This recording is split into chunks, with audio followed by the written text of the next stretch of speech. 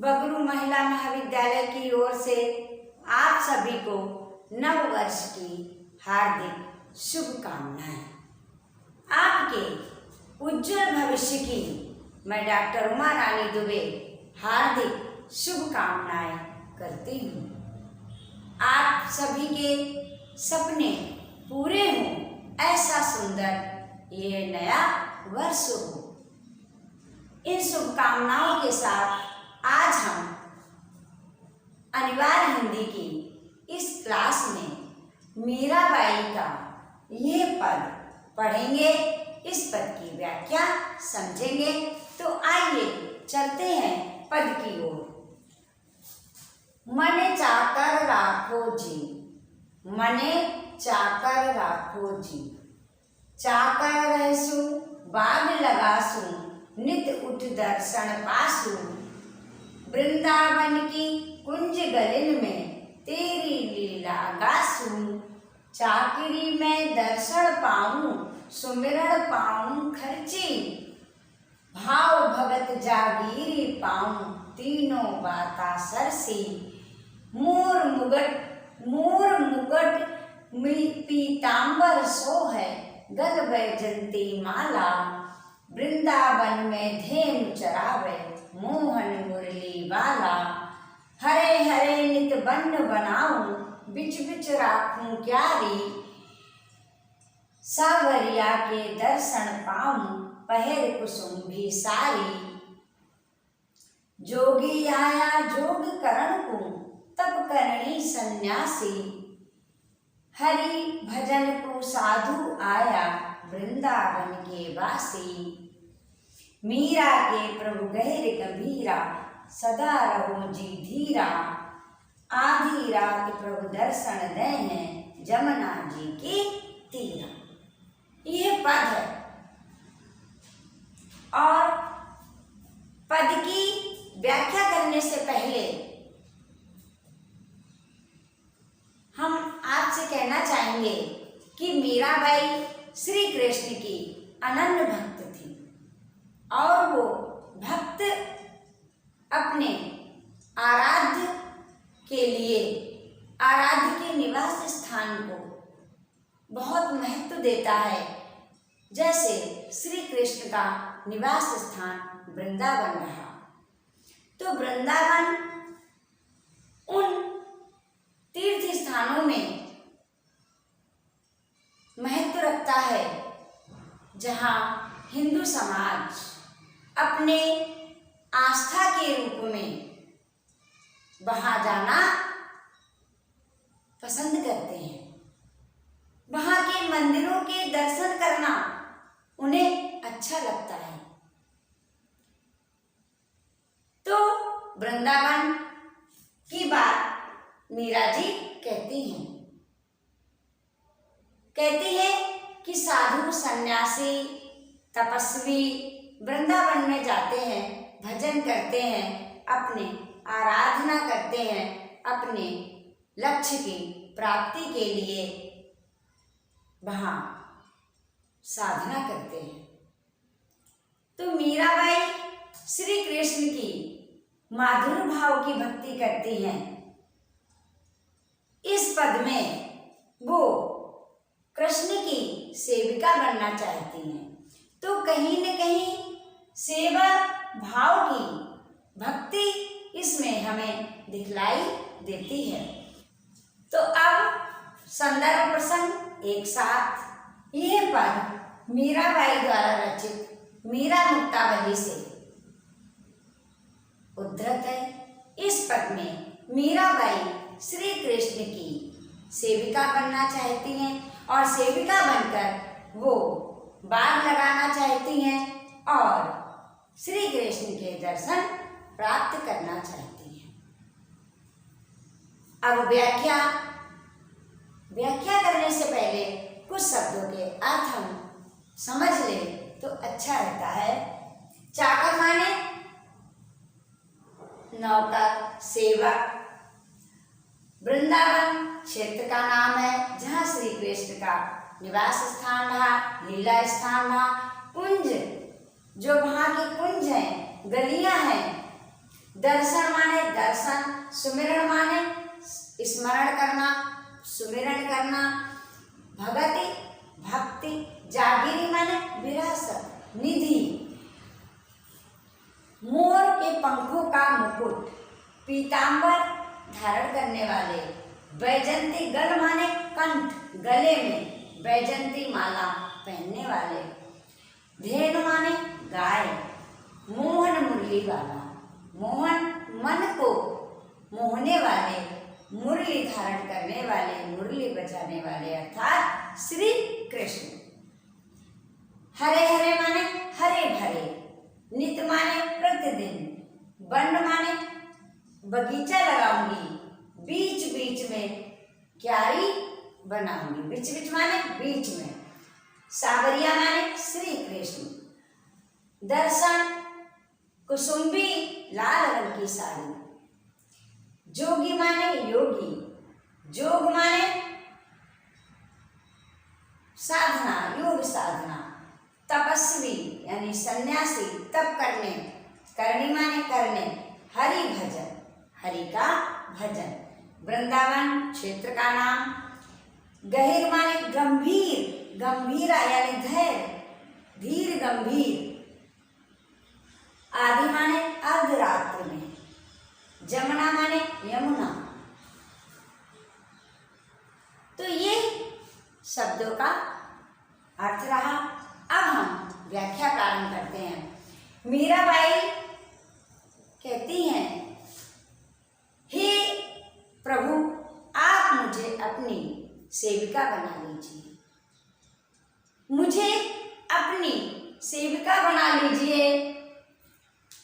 मैं आपकी सेविका बनकर मैं सुंदर सुंदर बाग लगाऊंगी और बाग लगाऊंगी और मैं प्रतिदिन प्रातःकाल उठकर आपके दर्शन पाऊंगी।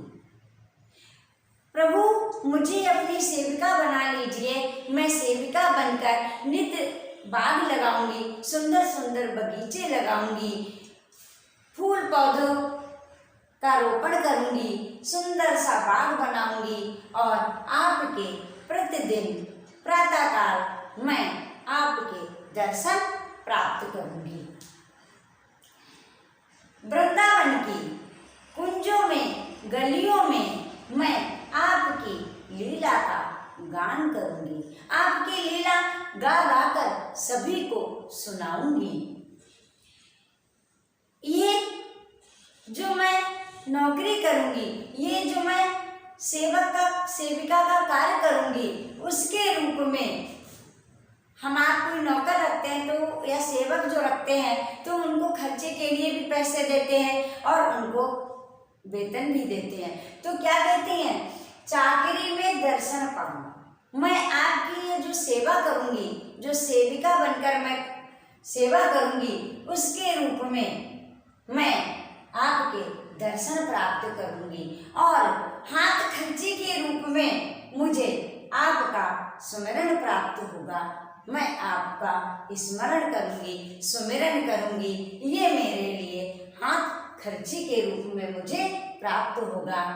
और जो मैं भाव से आपकी प्रेम भक्ति करती हूँ, जो भाव भक्ति है, जो मेरी प्रेम भक्ति है, वो मेरी जागीर रहेगी, उसे मैं निधि के रूप में, विरासत के रूप में प्राप्त करूंगी।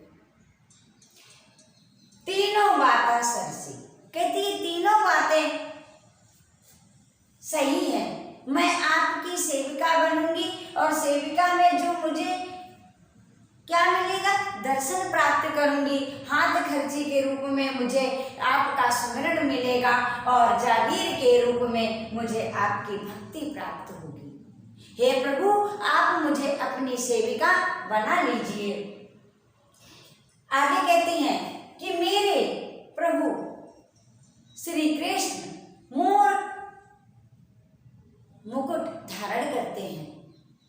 क्या कहती हैं मीराबाई जी, कहती हैं श्री कृष्ण मोर के पंखों का मुकुट जिनके शीर्ष पर सुशोभित होता है, पीतांबर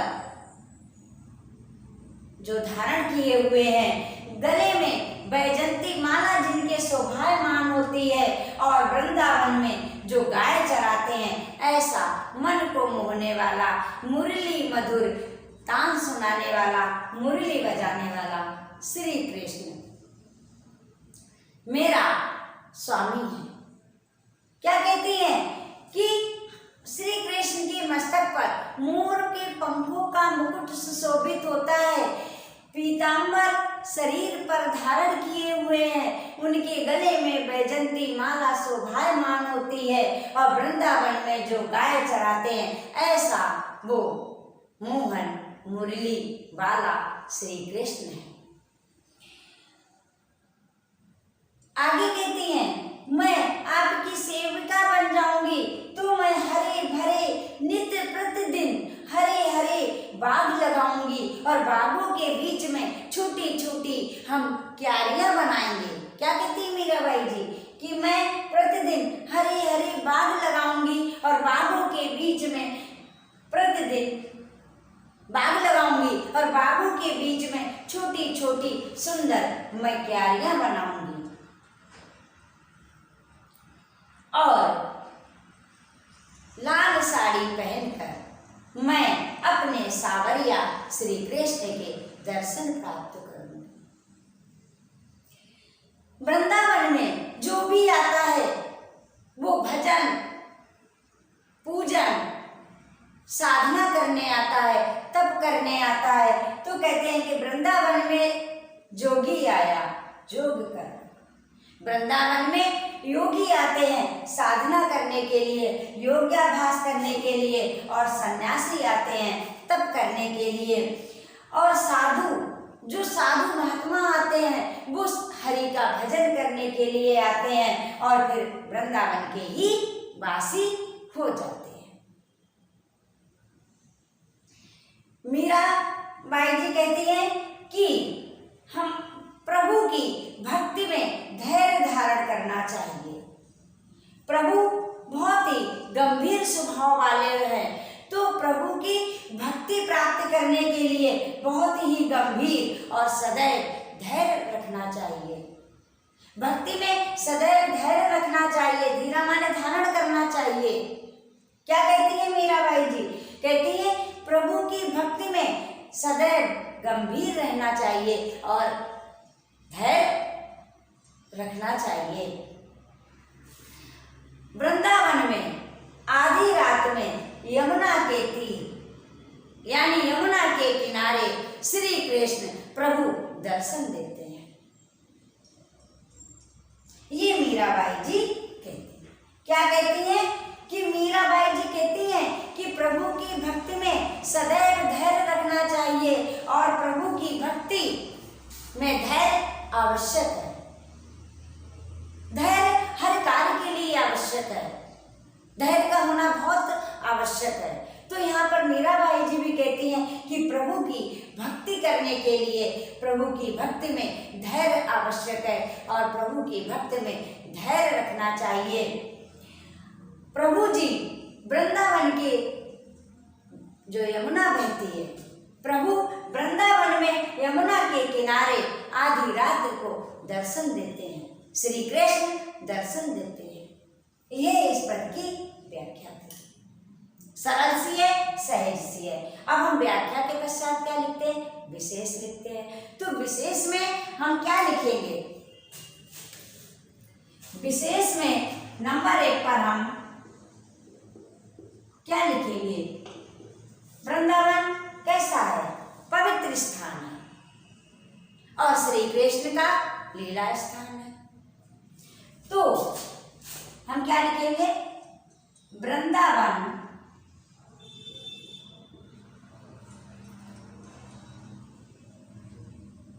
हिंदू समाज में श्री कृष्ण का लीला स्थान माना जाता है। हिंदू धर्म में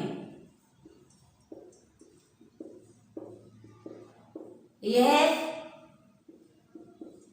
पवित्र तीर्थ स्थान के रूप में महत्व रखता है। ठीक है। संगम है। उज्जैन के शिप्रा नदी के किनारे लगने वाला कुंभ है। हरिद्वार में गंगा स्नान है। ऋषिकेश में गंगा स्नान है। तो ये सब क्या है? पवित्र स्थान माने जाते हैं। तो वृंदावन हिंदू समाज में श्री कृष्ण का लीला स्थान माना जाता है। हिंदू धर्म में यह पवित्र तीर्थ स्थान के रूप में महत्व रखता है। हिंदू धर्म में, हिंदू समाज में। अब नंबर 2 पे हम क्या लिखेंगे? अलंकार। तो कौन कौन से अलंकार हैं? अनुप्रास अलंकार, अनुप्रास अलंकार। दूसरा रूपक अलंकार। अब आप कहेंगे रूपक अलंकार कहाँ आ गया? तो रूपक अलंकार कैसे है कि चाकरी में दर्शन पाओ, सेविका में सेवक कि जो हम सेवक का कार्य करेंगे, सेविका बनेंगे, उसके रूप में दर्शन मुझे प्राप्त होंगे और हाथ खर्ची के रूप में मुझे सुमरण प्राप्त हो जाएगा। तो और भाव भक्ति के रूप में जो विरासत निधि मुझे प्राप्त होगी। तो ये तीनों मुझे चीजें सहज रूप में, सत्संग सहज रूप में हमें प्राप्त हो जाएंगी। तो रूपक अलंकार। अब जैसे मुरली वाला, मोहन मुरली वाला। तो परिकर अलंकार। अब परिकर अलंकार में क्या है? जब हम कोई बात सा अभिप्राय कहते हैं तो परिकर अलंकार होता है। अब एक अलंकार आ जाता है यमक अलंकार। वैसे यमक अलंकार यहाँ थोड़ा अंश रूप में है। जैसे चाकर और चाकरी। चाकर माने सेवक और चाकरी माने से नौकरी। तो नौकर और नौकरी, एक तो ये हो गया। दूसरा जोगी, योगी और जोग। तो जहां कहीं जैसे कुमुदनी और मोदिनी, तो कहीं न कहीं कहते हैं ऐसे यमक अलंकार प्रयोग हुआ है। ठीक है। यह आपका विशेष रहा और इस तरह आज आपके जो हमारी कवित्री हैं मीराबाई, उनके ये 5 पद हमारे सिलेबस में है अनिवार्य हिंदी में। तो ये 5 पद आज संपन्न हो गए हैं। अब अगली बार अगले कवि की कविता हम पढ़ेंगे। तो आज इतना ही। और मुझे विश्वास है कि इस पद की आपने व्याख्या समझ ली।